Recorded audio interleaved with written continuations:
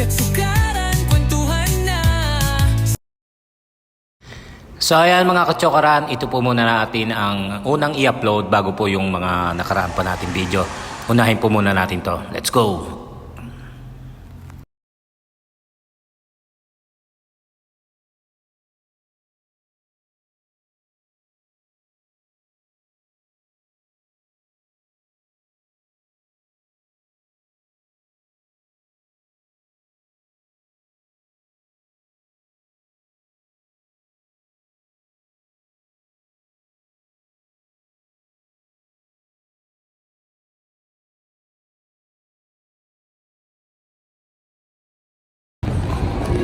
Sila Lester, sir.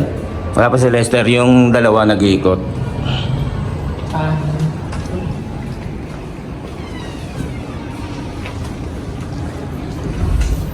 So 1, 2, 3, 4, 5, 6, 7, 8, 9.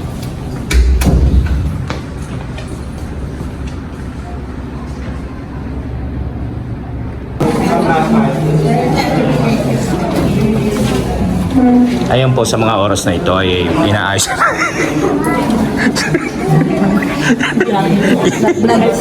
Yung pong mga numbering ay inaayos na po ni Sir Francis para makaupo. Ito po yung mga hindi nakarating ng mga nakaraang araw. Shout out! Tapos po, ito po yung masisipag kong mga kasamahan na nag-aabang ng pananghalian. Tansa 2 po ito. Yan. Tapos sa kabila po ang tansa 1. Kumbaga pinagsabay na. Pero sa hello, Sek. Nandito po, inaayos lang po yung si Sek ng tansa 1. Sek edit.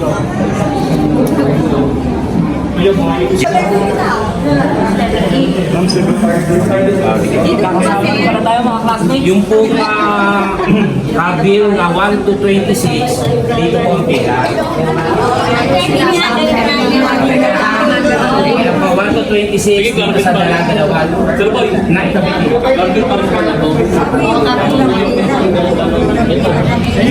Okay, tama na po dyan.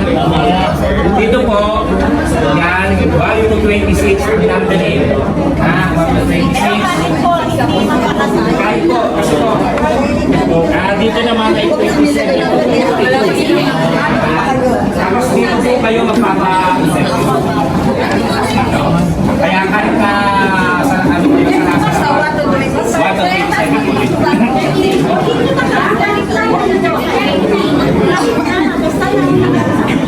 Ano ba number ni certificate? O yan, tama. Wala mga kasi ito. Pero hindi na kayo magkakasunod-sunod. Nakahirap yun. Ang nalalaki yung dumating, sunod-sunod doon ako po.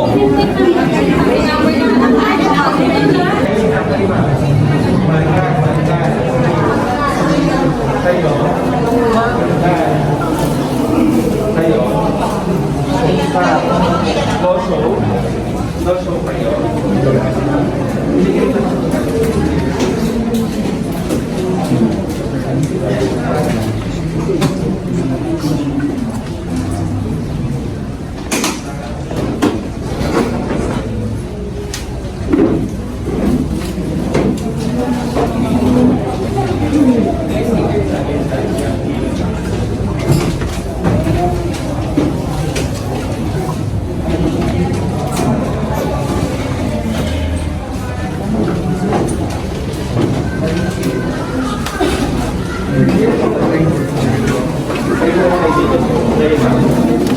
Dalawang stage na wala. Rodriguez ko na kwarta. Harvin Homes. San Sabuno. Siya pa yung hindi ko mabasa yung cellphone. Kaya pala laki-laki ng pot Sabi ko ko. kasi, sir, kung hindi ko mabasa. Baka magamali ako saan pa pupwesto. Hindi. Nagpapalikar ba ulit na? Wala ko. Tapos wala na. Exam kayo. Tatanungin po nila kung ano po kami. Sa ano po kami? Exam. Ba't exam? Okay. So yung programa po namin, exam po yun. Tama po? Integrated Disaster Shelter Assistance Program. Pero po yung agency po namin, Department of Human Settlement and Urban Development. Okay po? So ang gagawin po natin natin ngayon, mag-validate lang po kami. Label validation lang po to. So, kailangan po nasa amin naman po yung mga beneficiary validation nyo. Yun po yung form na pinapay nyo. Tama po?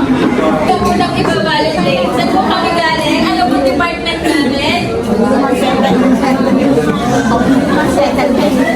Okay. Pero may familiar po ba kayo? Or bago po sa bandinig niyo? Bago po, ano? Sige, iba lang po yung hindi ko po. Kami po ay galing sa Department of Human Settlements and Urban Development or DSUD. Sige po, makalimutan mo kami po ay hindi NHA. Kami po sa NHA ha. Kasi po, feeling ko familiar po kayo sa NHA, National Housing Authority. Po, alam niyo po ba kung bakit tayo narito ngayon? Bakit po? For validation. Wala pa pong pera ha. Validation ka lang po. Since kayo po ay mga affected families na type C, Dante, Agramax, EMO. Okay po. So, ipabalidate po namin kayo. May mga dala-dala po kayong requirements. Ipapalit po namin kayo na nandito. I-assess lang po. May mga information lang po kami na hinihigit po sa inyo. Ngayon po, para mas mabilis, smooth ang ating process. Kung ano po itatanong, sabihin lang po ang totoo. At i-check po ang mga hawak nating papel kung kompleto. Ang hahanapin po namin, photocopy ng inyong ID. Meron po. I-check po kung may tatlong pirma. Ngayon po, kung may tatlong pirma, dapat pare-pareho. Kasi meron po, minsan, yung pirma po ninyo daan sa inyong photocopy ng ID at sa hawak namin papel, hindi nagmamatch. So, mag-decide po kayo ano po talaga ang pirma ninyo para hindi tayo magkaroon ng problema pagdating sa payout. Okay po?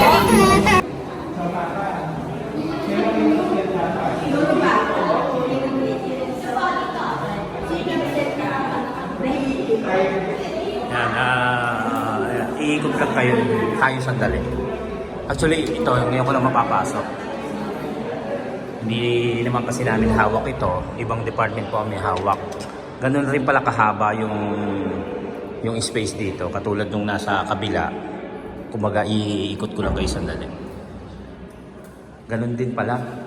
Ang alam namin, yung nasa ano na, yun lang ang room doon, mga 6, gano'n, tapos may mga CR. Gano'n din pala rito. May restroom ng babae at lalaki, tapos may conference room. Ayan o. Malaki rin pala talaga itong multipurpose ng pabahay. Iba kasi yung department humawak dito, napansin nyo may guard. So, nakatayo lang siya sa loob ng pabahay kung saan kami nagbabantay.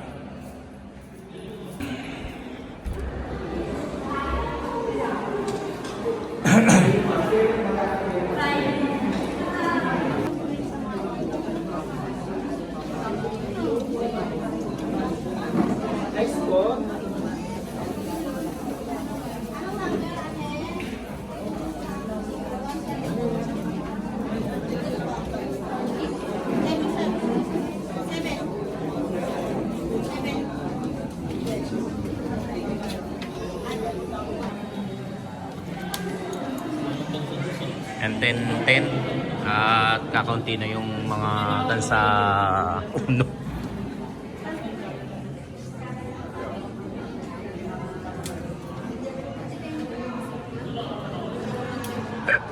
Kakaunti na yung tansa uno. Kumbaga kulang ang konti lang ang bilang nila, unlike sa tansa 2 na patuloy pa rin yung dumarating yung mga magpapavalidate. Ang dami pa rin tansa 2. Mga nakatayo dito.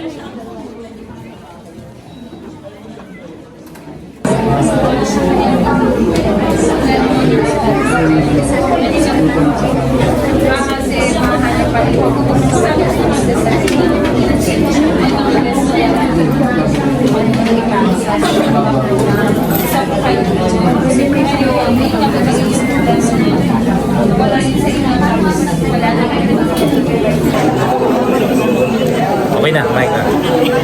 Time check tayo, 10:30 na po ng umaga at yan patuloy pa po ang pagdating ng mga tao. Bali 2 days po ito hanggang Friday or Thursday. Uy, ano ginagawa mo? Wow, tigas. Sarap. Libre kaya. Dahil almusal po namin. Ayan po, sandwich at ng mineral water. No break po kami rito, kaya kung wala pong kinakausap, syempre, sumaglit ng kain. Pero wala akong pahinga yan. Pag kami kakausapin, sige kausap.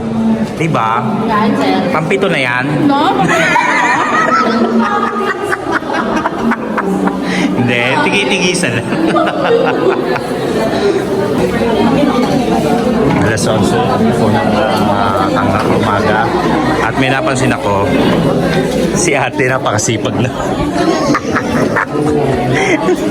Habang nakapila siya, yung trabaho niya, dinala niya rito, di ba? Ano tawag niya? Naghahayuma? Ha? Ang sipag naman ito.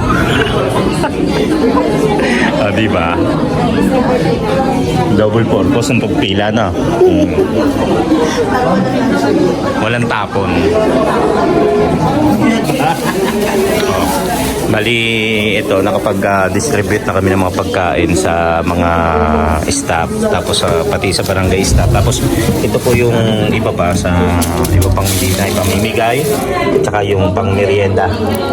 Na, yan, sila acting ang supervise dyan. Sir, kumain ka na? Nagulat ka. Ayun lang. Kaya pa. Kaya konti na lang naman yung iba. Pasulpot-sulpot na lang yung mga ating mga residente na nagpapa-validate. Okay lang. Kain tayo. Alas 12. Bali, dito muna ako kakain.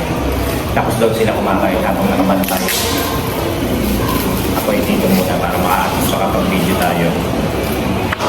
Yan, alas 12 na po ng tanghali at ang ulam namin ngayon ay minudo. Ay hindi minudo. Parang mechado.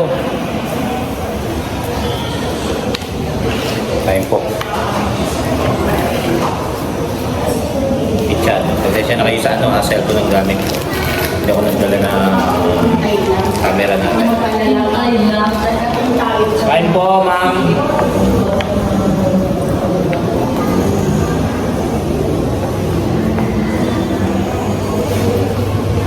Mechado. Sarap.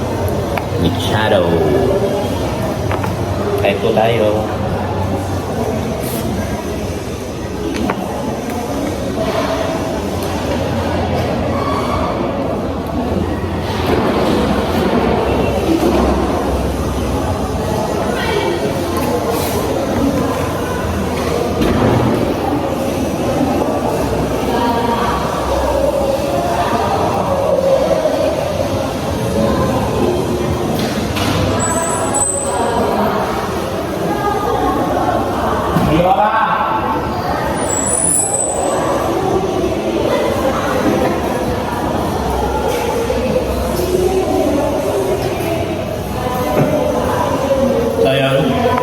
Kagaya nga nasabi ko,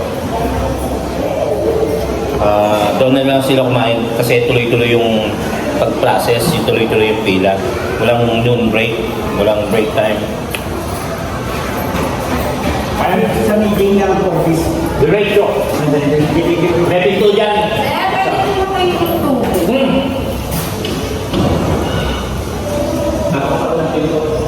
Hindi yung mga kasama. Diretso ka diretso. Ikaw yan. Yan. Tuloy yung pag-process, tuloy yung pagpila ng mga tao. Hanggang sa matapos yan. Siyempre, habang kumakain din sila. Habang nagtatrabaho. Matamis.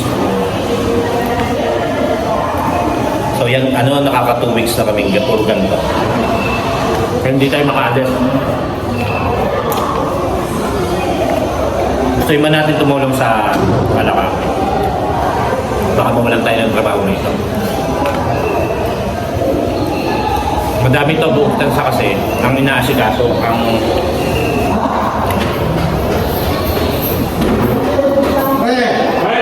Sa meeting pre, please.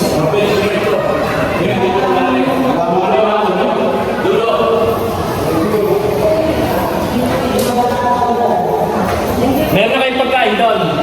Binigyan ako po. Tapos na lahat. Masarap na po kayo. Ayun. Yun nga, tuloy-tuloy nga yung pagbaso. Siyempre, habang kumakain, tuloy pa rin ang trabaho.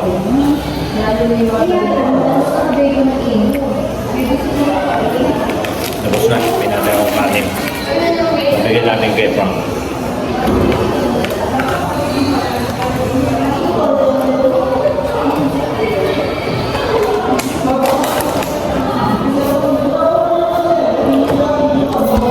Buo kasing tansa yan, buong tansa ang ini-interview.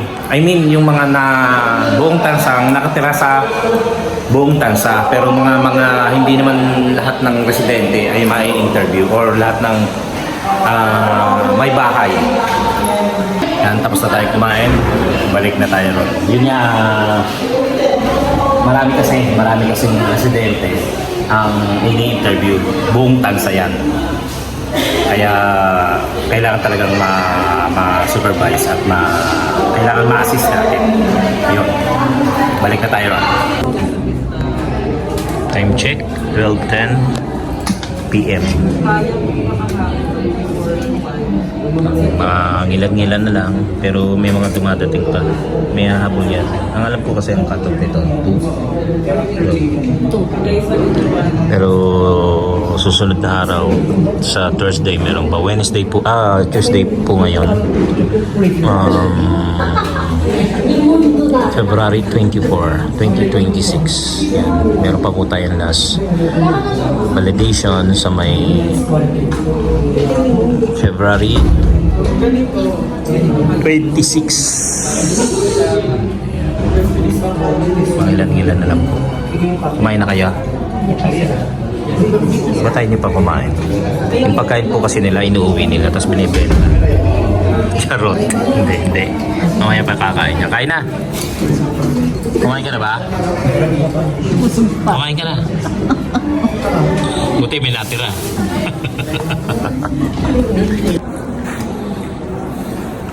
So yan mga kachokara na. Sarap.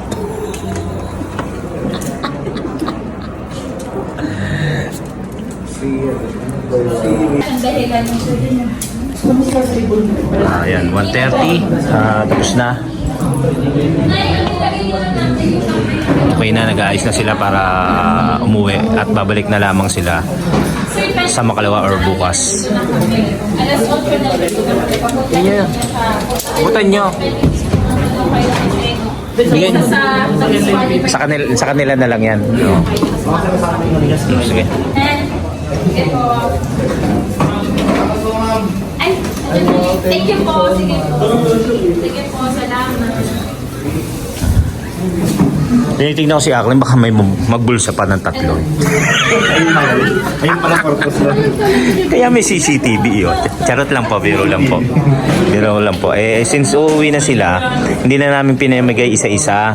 Kumbaga, binigay na lang namin yung plastic para sila na lang po magbahagi sa kanilang mga kasamahan. Okay, ingat po kayo. Kasi na lang yung mga bangko. So yan, mga alas 2 na po at cut off na nila. At sila'y tumuloy na papuntang kanilang mga destinasyon. Sige na, okay. Ayusin lang po namin yung mga silya-silya kasi sa susunod pa, meron pa pong ano tawag dito?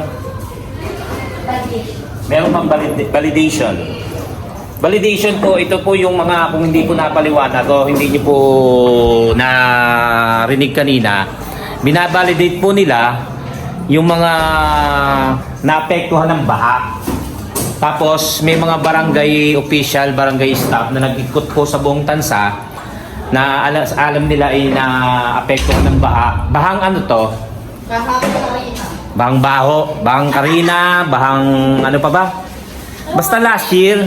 Tapos yon in-interview, tinignan yung bahay, kung ano mga nasira, tapos po ipinasa sa IDSAP. Yung pong IDSAP, national, ano rin to, no? National. Kumbaga under ng national government, yung IDSAP, pero bago pa lang po sila. Ito yung project po nila, yung interviewin po nila yung mga tao na napuntahan ng barangay at nakapag-submit ng form na naapektuhan ng baha. Tapos po, kung sino po yung mga qualified, sila po ang winner. Ano tagdan? Hoy, walang bulungan. Sila po yung makakakuha ng tulong mula sa IDSAP at under ng national yan, no? Oh, yan, under ng national. Sila po yung magbibigay ng sila po yung mabibigyan pala ng tulong mula sa government sa IDSAP. So, hindi po sure na lahat ay mabibigyan ng ano ba yan?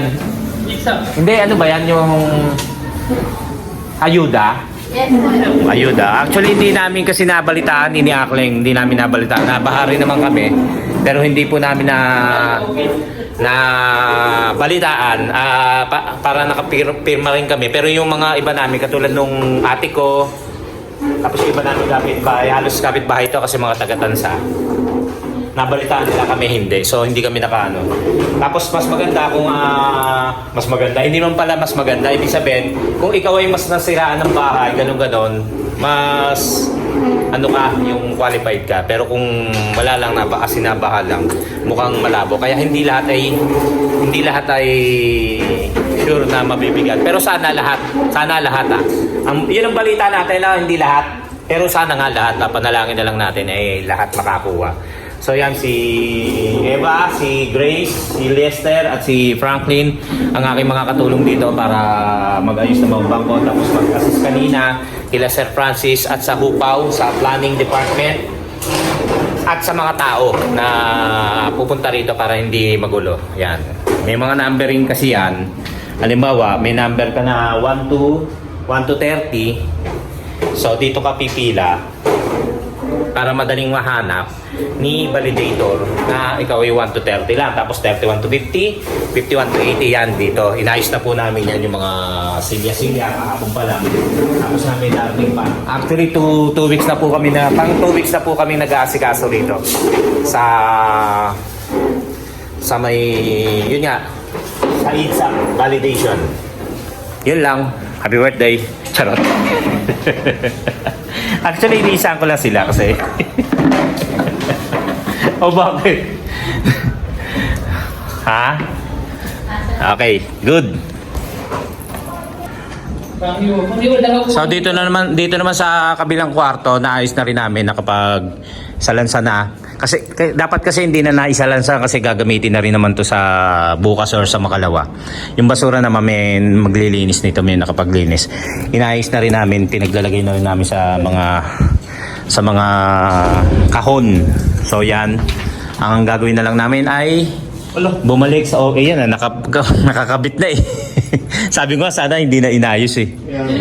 Ewan. Mga barangay, yung uno. Oo. So yon. Ang gagawin na lang namin ay babalik kami sa office dahil alas 2 lang naman at meron pa kaming 3 oras para sa trabaho. Yan. Trabaho nga ni.